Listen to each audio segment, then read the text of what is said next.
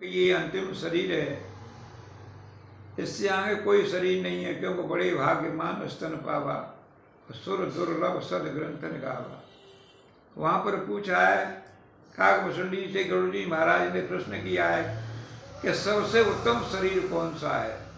इसके बारे में परमादरणीय काकभूषणी उत्तरकांड में गरुड़ जी को समझाते हुए कहते हैं कि भैया सबसे उत्तम तो शरीर केवल मानव का है।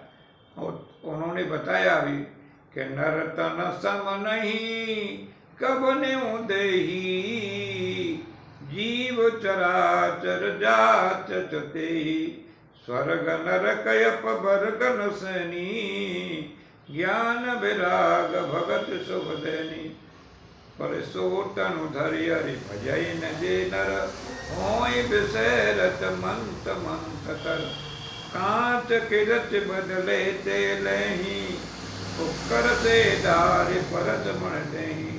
मणि को छोड़ करके कांच को बटोर लेती है। मणि है ये राम नाम। तो राम भगत मणि और बस जाके, दुख लवले सन सपने उताके। चतुर सिरो मणि ते जग माही, जो मणि लागे तो यत्न कराही। सो मणि यद्यपि प्रगट जग अहि, राम कृपा बिन को न रही। सुगम उपाय पाइवे केरे, न रहत भाग्य देहि भटवेरे। पावन पर्वत वेद पुराणा, राम कथा रुचिरा कर नाना। मरमी सज्जन सुमति पुदारी, ज्ञान विराग नयन पुरगारी। के भाव सहित जो खोजत प्राणी, पाव भगत मणि सब सुख खानी। क्योंकि भगवान भाव के भूखे हैं। भाववश्य भगवान सुख निधान करुणा भवन, तज ममता मदमान भजिय सदा सीतारमण।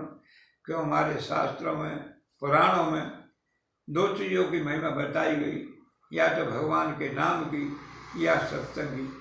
सत्संगी तो महिमा यहाँ तक बताई गोस्वामी जी ने कि तात स्वर्ग अपवर्ग सुख, धैर्य तुलायक अंग।